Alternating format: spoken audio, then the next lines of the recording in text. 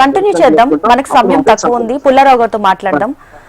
So Pullarao గారు చెప్పండి, అంటే ట్రంప్ తీసుకున్న ఈ నిర్ణయం వెనుక ఏమై ఉండొచ్చు అంటారు? అంటే అమెరికన్లకు ఎక్కువ ప్రాధాన్యత ఇస్తున్నారా? అంటే ఇదివరకు ట్రంప్ నోట చాలా సార్లు మనం విన్నాము, సో వలసలను వెళ్ళగొట్టాలి అని పదే పదే చెప్తూ ఉన్నారు. దాన్ని బేస్ చేసుకొని ట్రంప్ ఇది తీసుకున్నారు అనుకోవచ్చా? అంటే ఇదివరకు మీ విశ్లేషణ చూసాము, విన్నాము ఇప్పటి వరకు. సో ఇప్పుడేం చెప్తారు? ఆయన చుట్టూరా ఒక సెక్షన్ ఉన్నారు, మన మీద వ్యతిరేకత ఉన్నది పర్టికులర్ గా.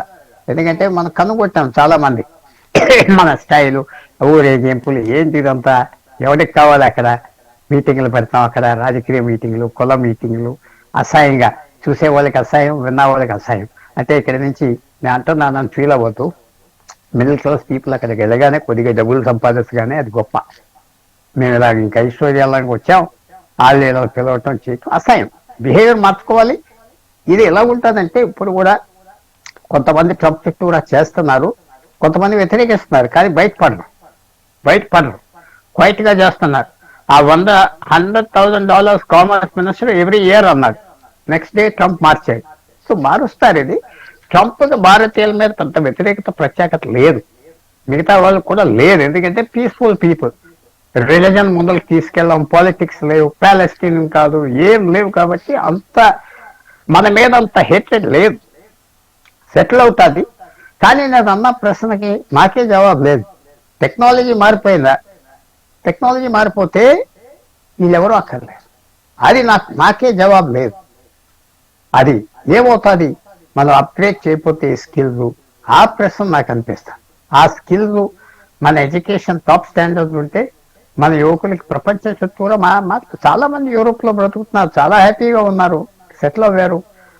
దాంట్లో పెద్ద జపాన్ లో సెటిల్ అవుతున్నారు, చైనాలో సెటిల్ అవుతున్నారు. సో ఇది పెద్ద కాదు, కానీ మన జాగ్రత్త మనం పడాలి. ఎదరు వాళ్ళు ఏం చేస్తారు, మనం ఇలా చేయకూడదు అలా చేయకూడదు అంటాం కరెక్ట్ కాదు. మన ప్రవర్తన మార్చుకోవాలి. గవర్నమెంట్ కూడా ఏం సాయం చేయట్లేదు. నేను అడిగిన దానికి కరెక్ట్ చెప్పండి, ఒక్క మీటింగ్ పిలవలేదు. ఎవరైనా చూసారా? నారాయణమూర్తితో పోనీ విప్రో చైర్మన్ లేకపోతే ఐటీ సెక్టర్కి ఏం పెట్టారు? హైదరాబాద్ లో పెట్టలేదు, బెంగళూరులో పెట్టలేదు. అరే అలా చాలా నెగ్లెక్ట్ చేస్తున్నారు డెలిబరేట్ గా. ఎందుకంటే ఉన్న అడ్వైజర్స్ అందరూ ఈ పెద్ద ఇండస్ట్రీస్ కి వాళ్ళ కన్సల్టెంట్స్ ఇండియాలో కూడా కనపడకుండా ఉంటారు.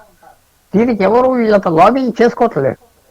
తప్పకుండా మనకి ఆలోచన రావాలి. ఇవన్నీ స్మోక్లెస్ ఇండస్ట్రీస్, పొగలేని వ్యాపారాలు, పొల్యూషన్ లేని వ్యాపారం. మన సాఫ్ట్వేర్, ఐటీ ఎంతో సంపాదిస్తుంది. సో మార్పు రావాలి, యాటిట్యూడ్ చేంజ్ రావాలి. ఫ్యూచర్ మన చేతిలోనే ఉన్నది. ఇతర దేశం ఇలా చేశారు అలా చేశారంటే కుదరదు. మన చేతిలో ఉన్నది. మన ఎడ్యుకేషన్కి ఎంఫోసిస్ ఇవ్వట్లేదు, పాలిటీషియన్స్ కూడా ఇవ్వట్లేదు. చెప్పండి, ఏ స్టేట్ గవర్నమెంట్ అయినా నీకు మంచి ఎడ్యుకేషన్ ఇస్తాం, నీకు స్టాండర్డ్స్ పెంచుతాం, నువ్వు చదివినంత చదువుకో అంటలేదే. నీకు బస్ ఇస్తాం, లేకపోతే గెంజిస్తాం, ఇది ఇస్తాం అది ఇస్తాం అంటున్నారు.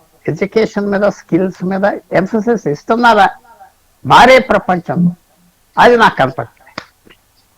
ఒక్క మాట ఒకటే మాట నేనేమంటున్నానంటే, ఇంతకుముందు ప్రశ్న వేసుకొని వారు నా దగ్గర జవాబు లేదని నా దగ్గర ఉన్న జవాబు నేను స్పష్టంగా చెప్తున్నాను. గతంలో కంప్యూటర్ వస్తే ఉద్యోగాలు పోతాయని బ్యాంకు వాళ్ళు అందరూ సమ్మె చేసిండ్రు. ఇవాళ కంప్యూటర్ వస్తే ఉద్యోగాలు పోయినాయా? ఆర్టిఫిషియల్ ఇంటెలిజెన్స్ అటువంటిదే అంటున్నాను. వారికన్నా నాకు వయసులో చిన్న అనుభవం తక్కువే, కానీ నేను ఒక మాట చెప్తున్నాను పునరావు గారికి. మన దగ్గర ఫస్ట్ జవాబు ఉన్నది. ఆర్టిఫిషియల్ ఇంటెలిజెన్స్ తయారు చేస్తే కూడా మనమే కనుక మానవ మేధస్సు కంటే శక్తివంతమైనది ఏది లేదు.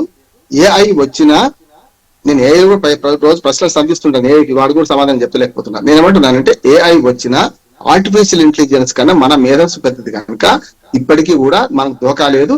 దాని వల్ల ఉద్యోగాలు పోతాయని అపవాద, గతంలో కంప్యూటర్లు వస్తే ఉద్యోగాలు పోతాయని ఎట్లా అనుకున్నామో ఆర్టిఫిషియల్ ఇంటెలిజెన్స్ ఉద్యోగాలు పోతాయని కల్లా ఆర్టిఫిషియల్ ఇంటెలిజెన్స్ ఉపయోగించుకునే నైపుణ్యం అనే కార్మికులు మళ్ళీ అవసరం ఉంటారు, మేధోశ్రమం అవసరం ఉంటుంది కనుక అప్పుడు మళ్ళీ ఉద్యోగాలు పెరుగుతాయి. ఆశావాది, మనం అందరం ఆశావాదులు కనుక. పునరావు గారు, మిమ్మల్ని విభేదించడం కాదు, కానీ నాదైతే స్పష్టంగా చెప్తున్నా, మనకు ఉద్యోగాలు పెరుగుతాయని తక్కువ కాదు అంటున్నాను నేను. అంటే రామ్మోహన్ రావు గారు, ఇప్పుడు ఇక్కడ ఎడ్యుకేషన్ కంప్లీట్ చేసి యుఎస్ కి వెళ్ళాలి, జాబ్ చేయాలని చాలా మంది అనుకుంటూ ఉంటారు. సో మరి అలాంటి వాళ్ళకి యుఎస్ వెళ్ళే యోగం ఉన్నట్ట లేనట్ట, అంటే ట్రంప్ తీసుకున్న ఈ నిర్ణయం వల్ల?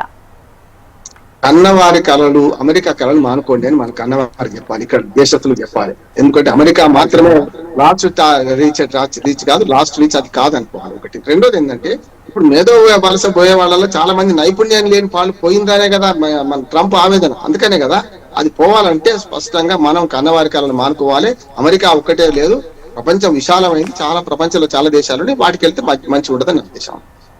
ఓకే, పుల్లారావు గారు కన్క్లూడ్ చేసేసేయండి.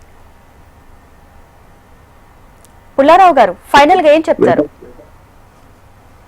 వెళ్ళట్టున్నారు. ఓకే, రామ్మోహన్ రావు గారు ఫైనల్ గా మీరేం చెప్పదలుచుకున్నారు?